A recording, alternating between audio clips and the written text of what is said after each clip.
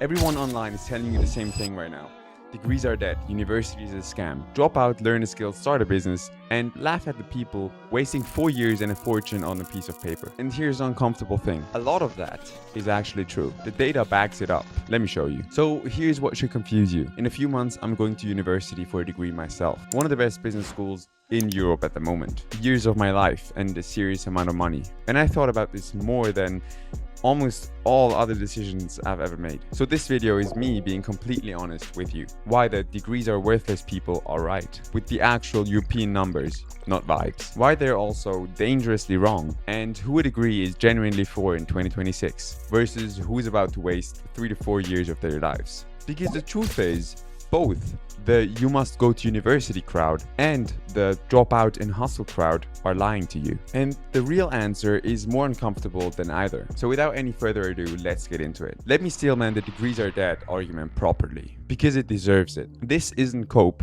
The numbers are genuinely brutal. Start with the wage premium. The whole reason a degree was ever worth it. For decades, the deal was simple. Graduates earn dramatically more, so the debt and the lost years pay off. But that deal is quietly falling apart. In the UK, this wage premium for young workers fell from around 35% down to 24% between 2007 and 2024. Across Europe, that same premium has been sliding for years. The gap that justified the whole thing is shrinking. And then there's overqualification. And this is the one nobody warns you about. In England, the OECD found that nearly 4 in 10 workers, so 40%, are overqualified for their job. Think about that. Over 40% did the degree, took up the debt, and ended up in a job that never required it. And those overqualified workers earn about 18% less than their peers whose skills actually match their role. You didn't just waste a degree, you got penalized for it. And the safety net, the one thing a degree was always supposed to guarantee, is fraying too. For decades, graduates had unemployment rates 3 to 4 points below everyone else. In some markets, that gap has collapsed to barely 1 point. In parts of 2025, young graduates in certain countries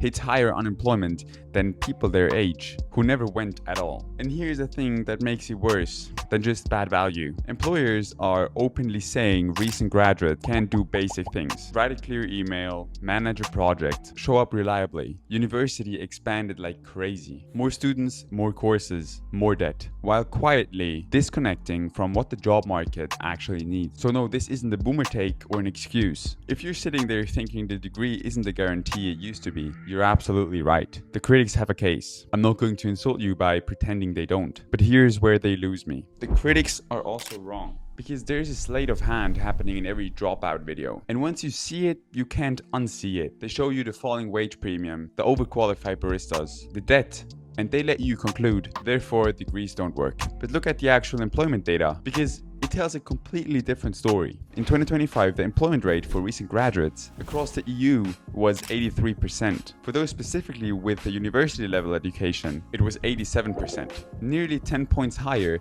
than people with only a medium level education. And in the strongest economies, it's not even close. In Germany, for example, recent graduate employment is over 90%. In the Netherlands, over 90%. Across much of Central Europe, Poland, Romania, graduate unemployment is below 1.5%, so basically zero. Even the college is a waste headlines bury the actual numbers. Across developed economies, the wage premium for a degree still sits around 90%. Degree holders still earn dramatically more over a lifetime than those without. So how do you square that with everything I said in part 1? Falling premium, mass overqualification, and graduates still employed and earning more? Here's how, and this is the whole video, so stay with me. Okay guys, and if you enjoyed this video so far, please don't forget to subscribe and write in the comments down below. Are you getting a degree? Are you currently in university? I really do appreciate your support, so leave a like, subscribe, continue with the video. So it was never degree versus no degree. That's the wrong question. The question the internet keeps arguing about. The real question is which degree, from where, and for what? The average is drowning. A generic degree from an unremarkable university in a field with no labor demand, taken because that's just what you do after school. That degree is dying. The data is right about that one. But a targeted degree from a strong institution in a field the market actually wants, used as a tool rather than a security blanket, that's not dying. That's pulling further ahead. The gap isn't closing between graduates and non-graduates. It's splitting within graduates, between the ones who used it as a weapon and the ones who used it as an excuse to not think for 4 years. The critics took the collapsing average and told you the whole thing was worthless. That's like looking at the average startup failing and concluding nobody should ever build a company. So let me tell you why, knowing all of this, I'm still going to university. Because it's not blind faith in the system, it's the opposite. First, and I want to be honest about this one because it is the least romantic reason, the school matters more than the degree. There's data on this too. Top recruiters are increasingly hiring from a shorter and shorter list of target schools. A quarter of top companies now recruit from a tight short list of universities, up sharply in a few years. The value of a degree is falling. The value of degree from the right place is rising. Those are two different trends and the internet just blends them into one. The university I'm going to isn't valuable to me because it's a degree. It's valuable because of what surrounds the degree. And that's the part these videos never talk about, because here's what a place like that actually is. It's not a building where they upload information into your head. You can get information for free. I'm literally giving it to you right now. It's a room full of some of the most driven, connected, ambitious people in the country at the exact age where those relationships compound for the next 40 years. The network, the friends who start companies, the person who introduces you to the person that changes your life. You cannot download that. You cannot hustle your way into that room from your bedroom. That room has a door, and for better or worse, the degree is the key. And second, I'm going in with my eyes open. I'm not going instead of building things. I've already started a business and I'll continue building while I study. I'm not treating the degree as a plan. I'm treating it as a leverage on the plan. The certificate is almost the least valuable thing I'm walking out with. It's the network, the specific knowledge, the credibility, and 3 years in a pressure cooker of people who make me better. I'm not going because I'm scared of what happens if I don't. That's the trap. I'm going because I've done the maths for my specific situation. It's the highest leverage move I can make, which brings us to the only question that actually matters. So let me just be blunt about who should go and who's about to waste 3 to 4 years, because nobody says this part clearly. A degree is genuinely worth it for you if you're going into a field that legally or practically requires one. Medicine, law, engineering, academia, that's not a debate. Please don't let a YouTuber talk you out of medical school. It's worth it if you can get into a strong institution where the network and the name carry real weight, because you're buying the room, not the information. And it's worth it if you know specifically what you want it for and how you'll use it as a tool. Intent changes everything.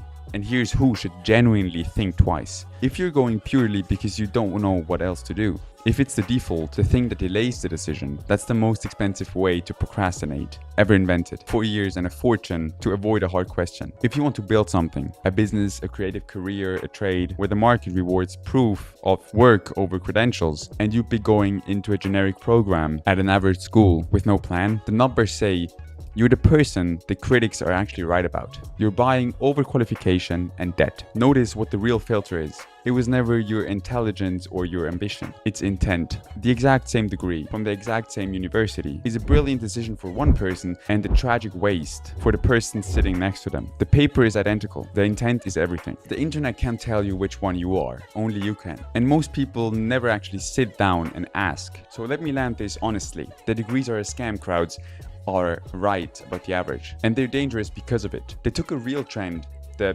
collapse of the generic degree, and turned it into blanket advice that's going to cost some of you dearly, because the person who skips medical school or turns down a top university with a real plan because a video told them college is dead, that person just made a terrible trade based on someone else's situation. But the just go to university, it'll sort itself out crowd is lying too. The default degree taken with no thought at an average school in a dead field that really is dying, and they'll let you walk into it with a smile. The truth nobody's monetizing is boring. It depends. It depends on the school, the field, and more than anything, on whether you know why you're actually going. I am going to university because I've done that thinking. And for me, it's leverage, not a security blanket. You might do the same thinking and conclude the opposite. That's fine. That's the point. The goal was never to go or not go. The goal was to be the kind of person who decides on purpose instead of on default. Do the maths on your own life. Not mine, not theirs, yours. If this made you think, don't forget to subscribe. And if you're about to make this exact decision, go and actually sit with it alone.